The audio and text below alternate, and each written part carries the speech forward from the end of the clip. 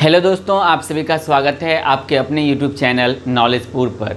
जैसा कि आप सभी जानते हैं, अब आप नॉलेजपुर चैनल के सहयोग से 10वीं के सभी सब्जेक्ट की तैयारी कर सकते हैं, वह भी निःशुल्क में। आपको एक भी रुपया देने की आवश्यकता नहीं है। हमारे चैनल पर सभी सब्जेक्ट की पढ़ाई शुरू हो चुकी है और सभी सब्जेक्ट का एक एक चैप्टर और किसी सब्जेक्ट का तो दो चैप्टर भी समाप्त हो चुका है। सभी सब्जेक्ट का चैनल पे अलग से प्लेलिस्ट बना दिया गया है। आपको जिस भी सब्जेक्ट का वीडियो देखना है, आप प्लेलिस्ट में जाइए और आप वीडियो को देख सकते हैं। अभी हम लोगों का हिस्ट्री, इकोनॉमिक्स, पॉलिटिकल साइंस और हमारा ज्योग्राफी से एक एक चैप्टर समाप्त हो चुका है। अब हम लोग पढ़ रहे हैं इकोनॉमिक्स का अध्याय दूसरा। कौन सा अध्याय? अध्याय दूसरा। और इनका भी पहला अध्याय समाप्त हो चुका है। मैंने सभी का PDF भी दे दिया है। आपको अगर PDF चाहिए तो इस वीडियो के डिस्क्रिप्शन में एक लिंक होगा टेलीग्राम नाम से, आप उस पर क्लिक करके हमारे टेलीग्राम चैनल को ज्वाइन कर लीजिएगा। आपको वहाँ पे सभी PDF मिल जाएगा और सभी PDF वहाँ पे उपलब्ध भी है। तो हमारा दूसरा अध्याय है राज्य एवं राष्ट्र की आय। पिछले अध्याय में हमने आय के बारे में या फिर इस अध्याय के मूल रूप को हमने समझा था कि एक्चुअल में आय होता क्या है, किसी भी व्यक्ति का आय के अनुसार हम कैसे कह सकते हैं कि वह व्यक्ति अमीर है या गरीब है, हम देश या राज्य की आय को कैसे डिफाइन करेंगे, इन सभी के बारे में हमने पिछले वीडियो में अध्ययन किया था। और मैंने आपको बताया था कि नेक्स्ट वीडियो में हम लोग पढ़ेंगे बिहार की आय के बारे में। हमारा बिहार नीचे से जो टॉप करता है, मतलब हमारा बिहार जो नीचे से हमेशा सभी इंडेक्स में, सभी सूचकांक में जो हमारा बिहार नीचे से रहता है, हम उनको देखेंगे आखिर क्यों ऐसा है। तो बिहार की आय मतलब इनकम ऑफ बिहार। तो बिहार अत्यंत गरीब एवं पिछड़ा राज्य है। आपको पता है कि हमारा बिहार बहुत ही ज़्यादा गरीबी में, हमारा बिहार सबसे नीचे है और हमारा बिहार पिछड़ा हुआ भी है। क्योंकि हमारे राज्य में पिछड़े होने के कई कारण हैं। सबसे बड़े कारण तो हमारे यहाँ की बहुत बड़ी आबादी है, हमारे स्टेट की जनसंख्या। और अगर हम दूसरा कारण जाने, जो मेजर रीज़न है, वह है हमारे यहाँ संसाधनों की कमी, प्राकृतिक संसाधनों की कमी। जिस समय तक झारखंड बिहार के साथ था, उस समय तक हमारे राज्य में पर्याप्त मात्रा में संसाधन था। लेकिन जब 2000 ईस्वी में 15 नवंबर 2000 ईस्वी को जब बिहार से झारखंड अलग हुआ, तो हमारा सारा संसाधन 90% संसाधन वो हमारा झारखंड के हिस्से में चला गया। उनके बाद आपको पता है कि बिहार में अशिक्षा की कमी है, हम पर मतलब अशिक्षा है, मतलब शिक्षा की कमी है। हमारे यहाँ विकास नहीं के बराबर, वह केचुए के चाल से भी बहुत धीमे चल रहा है, जिसकी वजह से हम यह कह सकते हैं कि हमारा बिहार बहुत ही ज़्यादा अत्यंत गरीब है। और अत्यंत गरीब है इसीलिए हमारा बिहार क्या है, बहुत ही पिछड़ा हुआ है। दूसरा है हमारा योजना आयोग के 2009 के रिपोर्ट के अनुसार। तो योजना आयोग के बारे में याद रखिएगा, योजना आयोग का गठन 1950 ईस्वी में किया गया था, लेकिन योजना आयोग को अब समाप्त कर दिया गया है, इनको हटा दिया गया। इनके जगह पे लाया गया है नीति आयोग। कौन सा आयोग? नीति आयोग। और नीति आयोग का गठन किया गया 1 जनवरी 2015 ईस्वी को। कब किया गया? 1 जनवरी 2015 ईस्वी को। इस चीज़ को याद रखिएगा। मे भी आपसे ऑब्जेक्टिव में यह प्रश्न पूछ भी लिया जाए कि अब क्या योजना आयोग की जगह पे किस आयोग का गठन किया गया है, तो आप क्या बोलोगे? नीति आयोग का। और इससे ही प्रश्न बनता है हमेशा कि योजना आयोग के पदेन अध्यक्ष कौन होते हैं। तो याद रखिएगा, योजना आयोग के हमेशा अध्यक्ष हमारे देश के प्रधानमंत्री होते हैं। और वही चीज़ अभी नीति आयोग में भी है। नीति आयोग के भी अध्यक्ष कौन होंगे? तो हमारे देश के प्रधानमंत्री ही होंगे। हम वर्तमान समय में यह कह सकते हैं कि नीति आयोग के अध्यक्ष कौन हैं? तो हमारे अभी वर्तमान समय के प्रधानमंत्री नरेंद्र मोदी जी हैं। ठीक है। तो योजना आयोग को बदल के क्या कर दिया गया है, उनके जगह पे लाया गया है तो नीति आयोग। इनका गठन 1 जनवरी 2015 ईस्वी को किया गया था। ठीक है। अब हम यहाँ से आगे बढ़ते हैं। तो योजना आयोग के 2009 के रिपोर्ट के अनुसार बिहार पूरे देश में उड़ीसा के बाद सर्वाधिक गरीब राज्य है।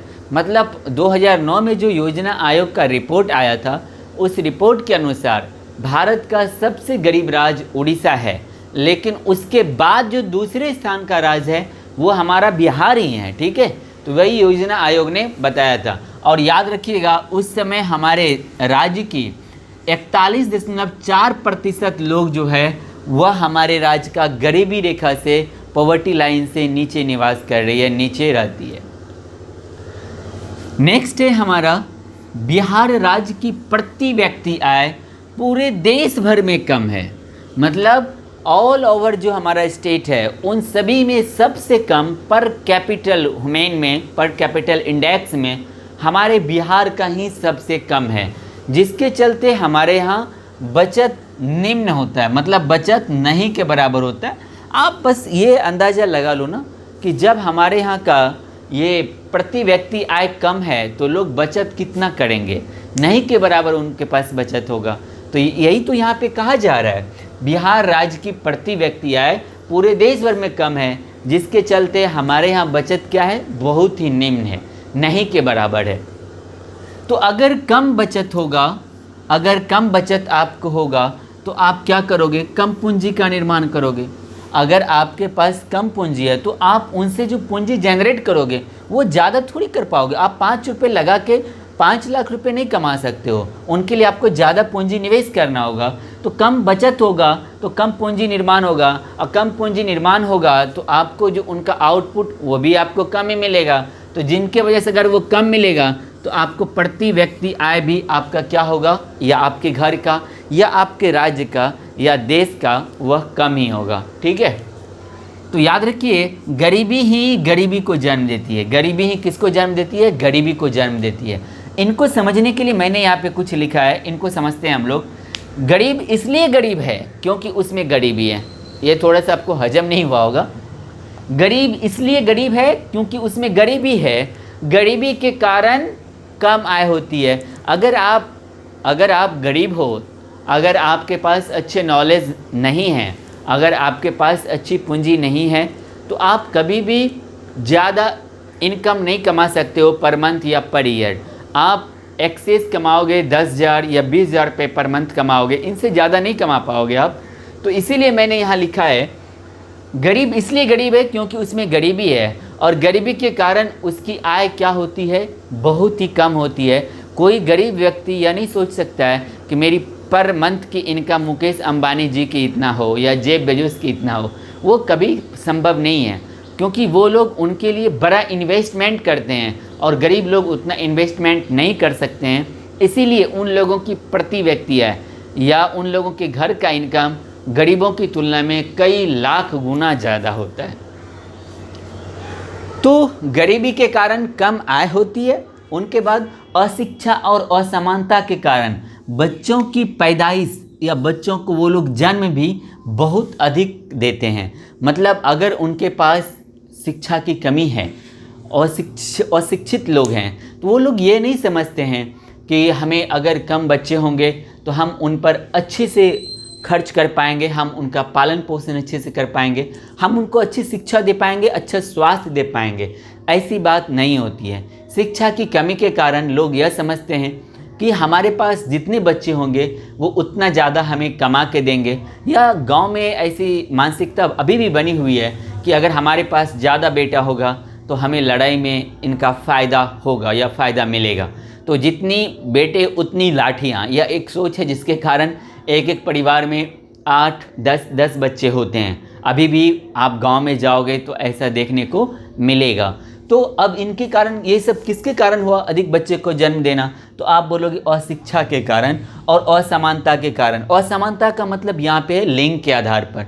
ऐसा नहीं है कि अगर किसी पेरेंट्स को 3 या 4 लड़कियां हो गए हैं तो वो फिर वो ये सोच ले कि कोई बात नहीं, लड़की भी है तो यह हमारा भी हमारा जो बुढ़ापे का जीवन होगा उस समय हमारी यह मदद करेगी या फिर हमारी देख रेख करेगी। नहीं, उनको तो बेटा चाहिए, क्योंकि उनके दिमाग में पहले से उन्होंने असमानता बना के रखा है कि बेटी माता पिता का सेवा कर ही नहीं सकती है, उनका देखभाल कर ही नहीं सकती है। तो इनके कारण, असमानता के कारण, असमानता लिंग के कारण, इसके कारण वो बहुत ही अधिक बच्चे को जन्म देते हैं, जिसके कारण क्या उत्पन्न हो जाता है, उनकी जो अगली पीढ़ी होती है, उनकी जो अगली पीढ़ी होगी वो बहुत ही ज़्यादा गरीब हो जाती है। यानी जितने उनके माता पिता थे, उनकी जो अगली पीढ़ी होगी, क्योंकि अगर मान लीजिए आप एक पेरेंट्स के अगर 6 या 8 बच्चे हैं, तो अपने बच्चे को उस पेरेंट्स की तुलना में जिनके 2 बच्चे हैं,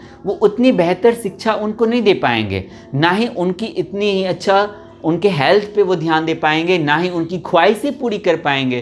तो उनके जो बच्चे होंगे वो आने वाले समय में वो तो और ज़्यादा गरीब हो जाएंगे।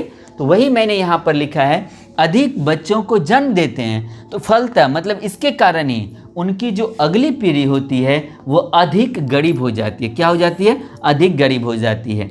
तो इनका आशय मतलब इनका तात्पर्य यह है, इनका मतलब यह है कि गरीबी ही किसको जन्म देती है?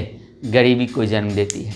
मुझे उम्मीद है आपको यह समझ में आ गया होगा। मे बी आपको बोर्ड पे कम दिखाई दे रहा होगा, लेकिन आपको इसका PDF मिल जाएगा।